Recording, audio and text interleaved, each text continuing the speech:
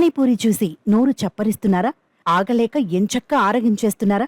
అయితే మీరు హాస్పిటల్కి వెళ్లాల్సిన రోజులు దగ్గరలోనే ఉన్నాయి. ఈ మాట చెబుతుంది మేం కాదండోయ్, స్వయంగా వైద్యులే చెబుతున్న మాట. కాదేది కల్తీకి అనర్హం అన్నట్లుగా పానీపూరిని సైతం కల్తీ చేస్తున్నారు కేటుగాళ్లు.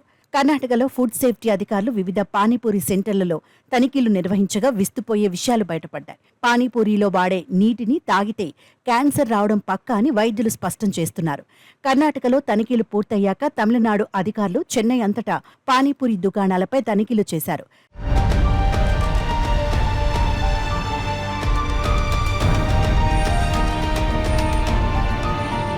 కర్ణాటకలోని దుకాణాల్లో పానీపూరి రుచి, నీటి రంగు కోసం బ్రిలిన్ బ్లూ, టార్టజైన్, సన్సెట్ ఎల్లో వంటి రసాయనాలను ఉపయోగిస్తున్నారని గుర్తించారు.